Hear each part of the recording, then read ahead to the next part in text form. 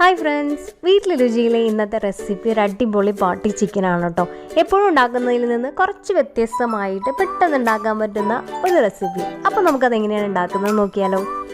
അതിനായിട്ടുള്ള ചിക്കൻ ഇവിടെ റെഡിയാക്കി വെച്ചിരിക്കുവാണ്. ഒരു വലിയ ചിക്കൻ വലിയ കഷ്ണങ്ങളായിട്ട് തന്നെയാണ് നമ്മൾ എടുത്തിരിക്കുന്നത്.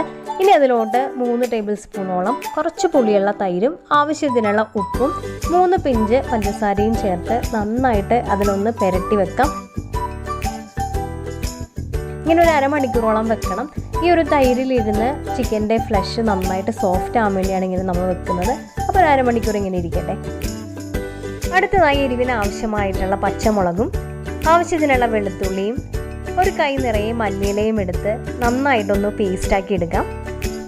പേസ്റ്റ് റെഡിയായതിന് ശേഷം നമ്മൾ മാരിനേറ്റ് ചെയ്ത ചിക്കനിലോട്ട് ഇതിനെ നന്നായിട്ടൊന്ന് തേച്ച് പുരട്ടി കൊടുക്കാം. സമയം ഉണ്ടെങ്കിൽ മാത്രം ഒരു 20 മിനിറ്റ് ഇതിങ്ങനെ ഒന്ന് റെസ്റ്റ് ചെയ്യാൻ വെക്കാം. ഇല്ലെങ്കിൽ നേരെ തന്നെ നല്ല ചൂടെണ്ണയിലോട്ട് ഇതിനെ ഒന്ന് ഫ്രൈ ചെയ്തെടുക്കാം.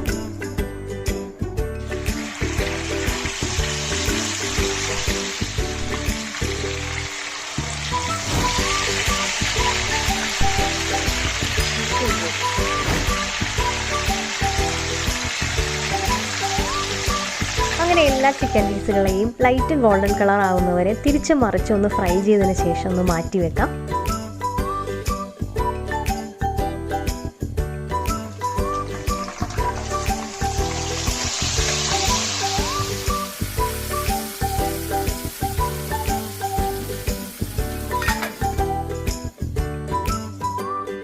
ഇനി നമ്മൾ ചിക്കൻ്റെ മസാലക്കൂട്ട് റെഡിയാക്കാൻ പോവാണ് കേട്ടോ.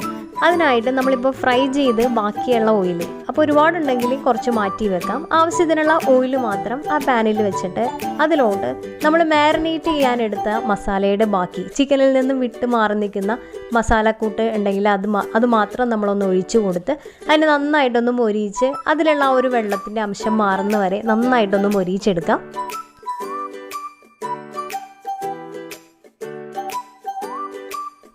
അങ്ങനെ അത് നന്നായിട്ടൊന്ന് മൊരിഞ്ഞ് ചെറിയൊരു ഗോൾഡൻ കളർ ആകുമ്പോൾ നമുക്ക് ആവശ്യത്തിനുള്ള സവാളയും കൂടി ചേർത്ത് അതും നന്നായിട്ടൊന്ന് മൊരിയിച്ചെടുക്കാം.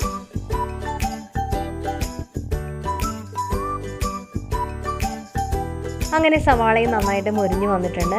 ഇനി ഇതിന് ചിക്കൻ ആവശ്യമായിട്ടുള്ള കുറച്ച് മസാലയും കൂടി നമുക്ക് ചേർത്ത് കൊടുക്കാം. 1/2 ടീസ്പൂൺ മഞ്ഞൾപ്പൊടി, 1 ടീസ്പൂൺ മല്ലിപ്പൊടി, 1 ടീസ്പൂൺ കുരുമുളക് പൊടി. ഇത്രയാണ് നമ്മൾ മസാലയ്ക്ക് വേണ്ടി ചേർത്ത് കൊടുക്കുന്നത്. മസാലപ്പൊടി ഞാൻ ആഡ് ചെയ്യുന്നില്ല. ആർക്കെങ്കിലും മസാലയുടെ ഫ്ലേവർ വേണമെന്നുണ്ടെങ്കിൽ കുറച്ച് ആഡ് ചെയ്യാം. അല്ലാതെ തന്നെ ഈ ഒരു മസാലക്കൂട്ട് ഒരു പ്രത്യേക ഒരു ഫ്ലേവറാണ്. അത് നിങ്ങൾ ഉണ്ടാക്കുമ്പോൾ മനസ്സിലാകും. ഈ സമയത്തൊന്ന് ഉപ്പൊന്ന് ചെക്ക് ചെയ്യാം. ഓൾറെഡി നമ്മൾ ചിക്കനിൽ ഉപ്പ് ചേർത്തിട്ടുണ്ട്. അതുകൊണ്ട് ഈ ഒരു സവാളക്ക് മാത്രമായിട്ടുള്ള ഉപ്പ് കുറച്ച് ചേർത്ത് കൊടുക്കാം.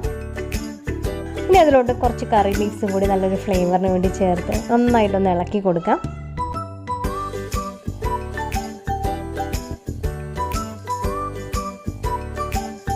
അങ്ങനെ ചിക്കൻ്റെ മസാലക്കൂട്ട് ഇവിടെ റെഡി ആയിട്ടുണ്ട്. ഇനി നമ്മളിനി മെയിൻ സ്റ്റെപ്പ് ഒരു കുക്കർ എടുക്കുക. വീട്ടിൽ ഇതിനു വേണ്ടി മാത്രമായിട്ടൊരു പഴയ കുക്കർ മാറ്റി വെക്കുവാണെങ്കിൽ നല്ലതായിരിക്കും.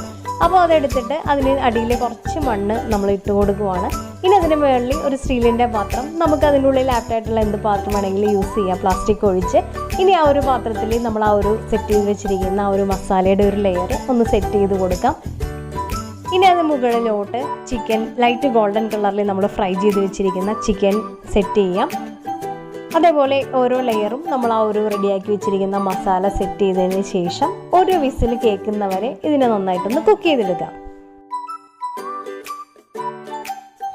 അങ്ങനെ ഒരു ഫുൾ വിസിൽ കഴിഞ്ഞ് ഗ്യാസെല്ലാം പോയി നമ്മൾ കുക്കർ ഓപ്പൺ ചെയ്യുന്ന സമയത്ത് മസാലയെല്ലാം നന്നായിട്ട് ഇറങ്ങി ചിക്കൻ്റെ ആ ഒരു നല്ലൊരു ഫ്ലേവർ പുറത്തോട്ട് വരുന്നത് കാണാം. ചിക്കൻ നന്നായിട്ട് കുക്കായിട്ട് റെഡി ആയിട്ടിരിക്കുവാണ്. ഇനി നമുക്കിതിനൊരു സെർവിങ് പ്ലേറ്റിലോട്ട് മാറ്റാം. ചിക്കൻ കണ്ടാൽ തന്നെ അറിയാൻ പറ്റും നല്ല പഞ്ഞി പോലെ വെന്ത് റെഡി ആയിട്ടിരിക്കുവാണ്. എന്നാൽ നമ്മൾ ഓവറായിട്ട് ഒരുപാട് മസാലകളും ചേർത്തിട്ടില്ല. വളരെ സിമ്പിളായിട്ട് എന്നാൽ ഇടയ്ക്ക് ഒരു വെറൈറ്റി ആയിട്ട് ഉണ്ടാക്കാൻ പറ്റുന്ന ഒരു ഡിഷാണ്. എല്ലാവരും ട്രൈ ചെയ്ത് നോക്കണം. ഇത് പൊറോട്ടയുടെ ഒപ്പമാണെങ്കിലും ചപ്പാത്തി, ബ്രെഡ്, ഈവൻ ചോറിൻ്റെ ഒപ്പം പോലും നല്ല സെറ്റായിട്ടുള്ള ഒരു ഡിഷാണ്. എല്ലാവരും ട്രൈ ചെയ്ത് നോക്കാനായിട്ട് മറക്കരുത്. വീഡിയോ ഇഷ്ടപ്പെട്ടെങ്കിൽ ലൈക്ക് ചെയ്യുക, കമൻറ്റ് ചെയ്യുക, ഷെയർ ചെയ്യുക, സബ്സ്ക്രൈബ് ചെയ്യുക. പുതിയ വീഡിയോയുമായി വരുന്നവരെ എല്ലാവർക്കും ബൈ. Thank you.